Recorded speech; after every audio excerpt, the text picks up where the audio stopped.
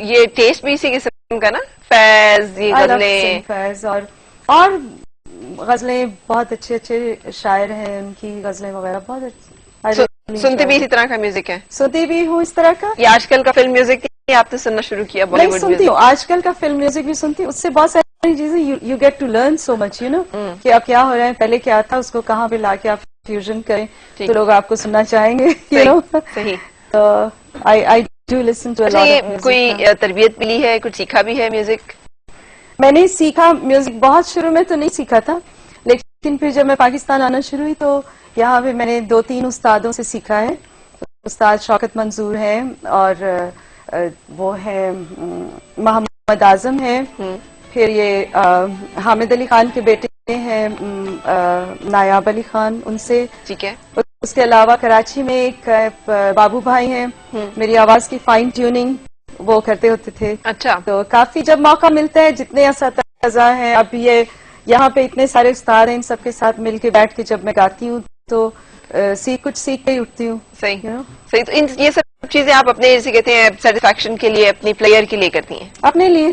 सही, बिल्कुल अपने लिए। और जो पेंटिंग्स की मैं बात कर रही थी, उनकी एग्जीबिशन भी अभी तक उस तरह फॉर्मल कोई बहुत आपने डिस्प्ले किया हो, एग्जिबिट किया हो? पाकिस्तान में नहीं किया है, लेकिन वहाँ अमेरिका में मेरा 1 मैन शो भी हो चुका है और ज्यूरिट शोज में भी मेरा आर्ट वर्क जाता है म्यूजियम्स में, तो वहाँ पे कर रही हूँ। पाकिस्तान में इसे भी मुश्किल है कि इतने बड़े लार्ज साइज कैनवसेस, इनको ट्रांसपोर्ट करना वो बहुत मुश्किल होता है, डैमेज हो जाता है और केयर नहीं उतना कर सकते। बिल्कुल सही। अच्छा, एक और गजल की आपसे फरमाइश है, कौन सी सुनाएंगी? मैं अब आपको सुना रही हूँ, लेट मी सी, आबदा परवीन की यार को हमने जा बजा देखा। अरे वाह।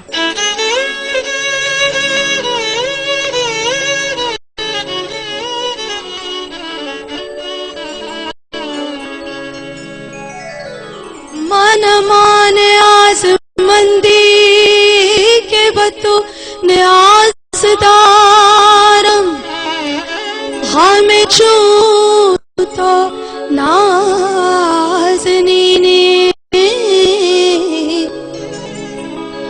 हमें छू तो नाज़नीने, बहसार नाज़दारम, तू ही आफ़ताब चश्म बजमाल तुस्त रोशन, अगर अस्तुबास की बके चश्मे बाज़दारम, यार को हमने जा बजा देखा, यार को हमने जा बजा देखा, कहीं जाहिर कहीं छुपा देखा, कहीं जाहिर कहीं छुपा देखा, यार को हमने जा बजा देखा, यार को हमने जा बजा देखा।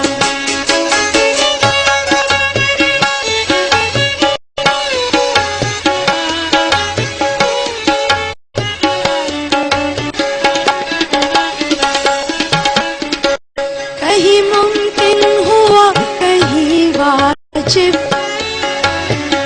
कहीं मुमकिन हुआ कहीं वाजिब, कहीं पानी कहीं बका देखा, कहीं पानी कराची स्टॉक एक्सचेंज में कारोबारी हफ्ते के आगाज पर तेजी, 100 इंडेक्स में 147 पॉइंट्स का इजाफा हो गया। और अंडर 19 क्रिकेट वर्ल्ड कप के पहले सेमीफाइनल में शाहीन आज इंग्लैंड से टकराएंगे।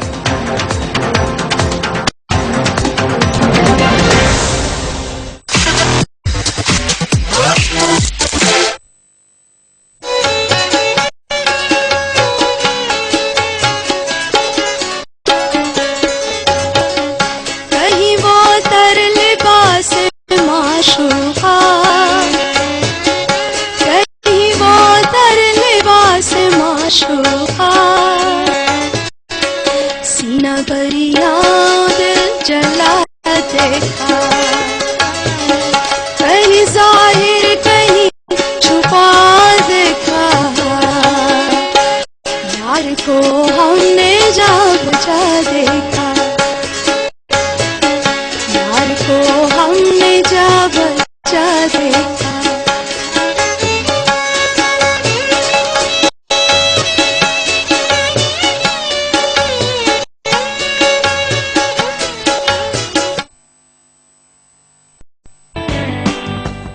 खुशामदीद और सुबह खैर जनाब।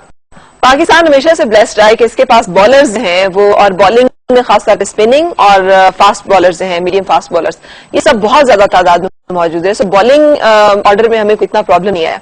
प्रॉब्लम आता है ज्यादा बैटिंग ऑर्डर में, जहां पर हमें अच्छे बैट्समैन और खासतौर पर मिडिल ऑर्डर है उसमें एक स्टेबल बैट्समैन की जरूरत बड़े अरसे से महसूस की जा रही थी। और मेरे जो मेहमान हैं आज, उनको आप मुझसे ज्यादा आपको पता होगा कि इनकी एंट्री को बड़ा वेलकम किया जा रहा है क्रिकेट जाने वाले हलकों में। तो ये समझते हैं कि जैसे इंजमाम में बड़ा जबरदस्त सा था ना एक प्लेसिंग मिडिल ऑर्डर में, इस तरह से ये भी पाकिस्तान की क्रिकेट टीम के लिए आने वाले दिनों में इंजमामुल हक साबित हो सकते हैं। अपना डेब्यू किया इन्होंने शानदार अंदाज में 2013 में, अगस्त 2013 में T20 में और नवंबर 2013 में ODI में हमें नजर आए। मेरे साथ हैं सुहेब मकसूद। अस्सलाम वालेकुम, कैसे हैं आप? मैं ठीक ठाक, आप कैसी हैं? अल्लाह का शुक्र, बिल्कुल ठीक ठाक। मैं अभी कह रही थी कैसा लगता है लोग आपका तज्जिया करते हैं, भले मुल्तान से ताल्लुक रखने की वजह से या मिडिल ऑर्डर में खेलने की वजह से, कि कुछ इंजी भाई जैसे हैं। ये चीज बहुत प्रेशर भी डालती है कभी कभी, लेकिन बड़ी खुशी भी होती है। मैं उसी क्लब में खेलता हूँ जहाँ पे इंजी भाई खेला करते थे, बचपन में उनको देखते थे खेलते हुए। अच्छा। तो जब लोग उनसे रिजेंबल करते हैं तो ये चीज प्रेशर भी डालती है और वो अर्ज भी पैदा होती है कि उनके जैसा बनना है। ठीक है। और जितना उन्होंने पाकिस्तान को सर्व किया, अगर मैं उससे हाफ भी सर्व कर दूं तो मुझे बहुत खुशी होगी अपने कैरियर से। इसका मतलब है कि आपके भी कहीं वो बचपन से ही रहे हैं, सामने खेलते हुए देखना, तो कोई ना कोई स्टाइल में उनकी बात आई होगी। बचपन से उनको देखा है क्योंकि एक सेम क्लब में खेलते थे, तो वहीं पे प्रैक्टिस करने आते थे, उनको बॉलिंग करवाते होते थे, तो वो एक डिफरेंट क्लास लगती थी। जब भी हम बाकी प्लेयर्स को भी खेलता देखते थे, लेकिन जब वो नेट पे बैटिंग करते थे तो वो एक टोटली डिफरेंट क्लास लगती थी कि वो कितनी आसानी से खेलते थे, कितना टाइम होता था उनको बॉल खेलने का।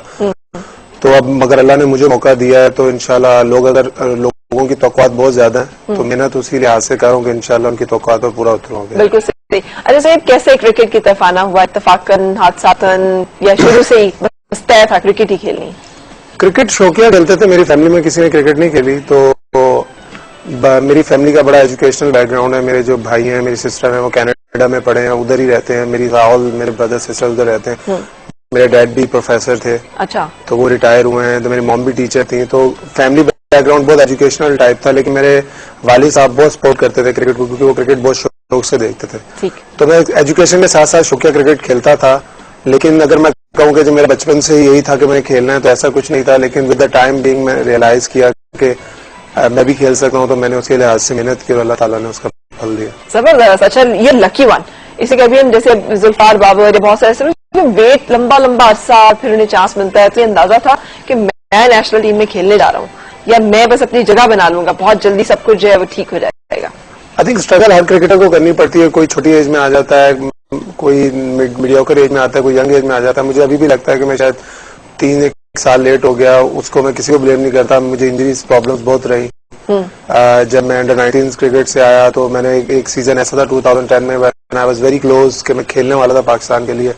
मुझे बहुत सीरियस एंकल इंजरी हुई, जिसके बाद मेरे एंकल की सर्जरी हुई। अच्छा। उसके बाद मैं 1-1.5 साल क्रिकेट नहीं खेल सका। दरमियान में इंग्लैंड जाता था खेलने, तो सोचा वहीं रह जाऊं, लाइफ सेटल कर लूं। लेकिन वो एक अंदर राइज थी, जब भी टीवी पे पाकिस्तानी टीम को खेलते देखना, तो वो चीज वहां पे रहने नहीं देती थी। तो मैंने कहा नहीं, मैं वापस आऊंगा। तो मैं वापस आया, कुछ लोगों ने बहुत मोटिवेट किया, मैंने दोबारा मेहनत की और पाकिस्तान के लिए खेला। अच्छा, तो ये मतलब इसका मतलब पाकिस्तान के लिए खेलने का चाम था। क्रिकेट तो आप खेल ही रहे थे, कनाडा में भी खेले थे, काउंटी क्रिकेट में पैसा भी ठीक ठाक मिल जाता है, बहुत सारे लोग सेटल भी हो गए। बहुत सारे हमारे प्लेयर्स ऐसे भी है ना जो चले गए इधर उधर मैचेस में, साउथ अफ्रीका जाके, मतलब पाकिस्तानी प्लेयर्स ही है ना जो यहाँ पे नहीं खेल सके, तो चले किसी और मैच में चले गए, किसी और टीम में चले गए। आई थिंक जिस आप की दुनिया में कहीं पर भी खेलें, आप चाहे ऑस्ट्रेलिया चले जाएं, काउंटी क्रिकेट खेल रहे हैं, आप वो नाम नहीं बना सकते जो आप एक कंट्री के लिए खेल के बनाते हैं। लोग आपको पहचानते हैं। आई थिंक हर प्लेयर को ये शौक होता है जब वो बाहर निकले तो लोग उसको जाने पहचाने। मैं भी वैसे ही था, मुझे भी शौक था।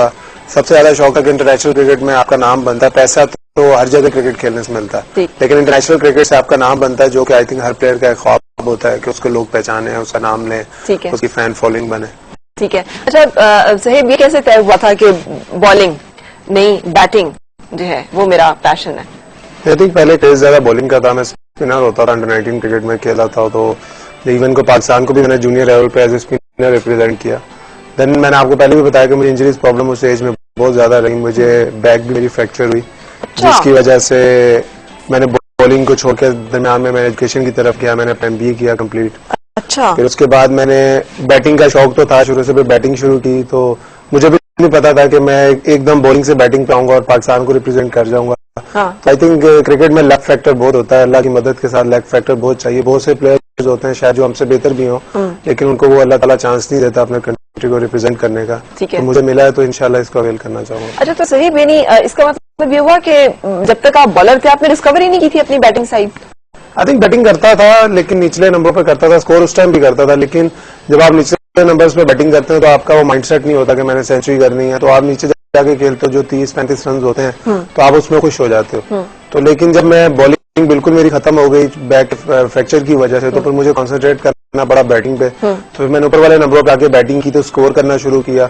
जब आप ऊपर बैटिंग करते हो तो आई थिंक ज्यादा रिस्पॉन्सिबिलिटी से खेलते हो। अब ये नहीं था कि मेरे में टैलेंट नहीं था, टैलेंट शायद शुरू से मौजूद था। ठीक है। बहुत से कोचेस थे जो हमारे अंडर 19 लेवल्स के, वो लोग मुझे बोलते थे कि मैं बैट्समैन ज्यादा अच्छा हूँ, तो उनकी चीजों को फॉलो करता गया और अल्लाह ताला ने ये दिन दिखाया। अच्छा, लेकिन जो इंजरीज का आप जिक्र करें, must be a very hard time, इसलिए कि किसी भी स्पोर्ट्समैन के लिए इस तरह की इंजरीज हो जाना जो है, तो उसका वो मैं एक मुहावरा बाल बोलने लगी ना, वैसे तो आप कह रहे हैं बैक पे फ्रैक्चरिंग, कमर टूटने वाली बात आती है ना, कि आप एकदम से आप मतलब एक ऐसी चीज फेस करते हो जो आप एक्सपेक्ट नहीं कर रहे होते। तो ये कैसा फिर इस फेज से कैसे गुजरे आप?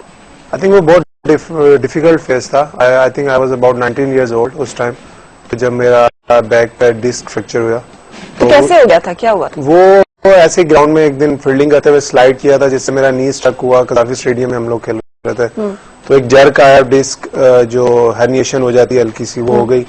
तो उस वक्त रियलाइज नहीं हुआ, जो विद द टाइम बिंग वो वर्स होता गया। तो जब MRI स्कैन्स वगैरह करवाए तो उसमें वो तशखीस हुई, तो कुछ लोगों ने उसकी सर्जरी कहा, कुछ ने कुछ कहा, लेकिन मैंने उस टाइम पे सोचा कि मैं क्रिकेट छोड़ दूं और अपनी एजुकेशन पे तवज्जो दूं, क्योंकि मैं बॉलर था और अगर आपके डिस्क में प्रॉब्लम हो जाए तो आप बॉलिंग तो बिल्कुल भी नहीं कर सकते। तो मैं एजुकेशन वाली साइड पे वापस आया, लेकिन कहीं ना कहीं वो मेरे अंदर एक क्रिकेटर मौजूद था जो मुझे टिकने नहीं देता था घर में। कई टाइम पे ऐसा भी हुआ कि मैं 6 महीने, 8 महीने, 9 महीने ग्राउंड भी नहीं गया, लेकिन समहाउ कोई मुझे एक लफ्ज बोलता था कि आ जाओ, तो मैं चला जाता था कि मैं खेल लूं। तो लेकिन आई थिंक इसमें मेरे वालिद को मैं बहुत क्रेडिट देता हूँ कि मेरी इतनी एजुकेशनल फैमिली है। जब मैं कॉम्प्लेक्स में भी जा सकता था, जैसे मेरा भाई कनाडा में पढ़ा, सिस्टर कनाडा में पढ़ी, तो लेकिन उन्होंने कहा कि तुम भी पढ़े लिखे हो, लेकिन मैं चाहता हूँ कि तुम क्रिकेटर बनो, मेहनत करो। तो उस चीज को लेकर मैं क्रिकेट में वापस आया और पाकिस्तान की तरफ से खेल रहा हूँ। ये इंजरीज जो है, ये मतलब बच्चे बाजू का खेलते हैं, नहीं पता चलता फिर इस तरह की कोई भी मामला हो सकते हैं, है ना? आई थिंक ये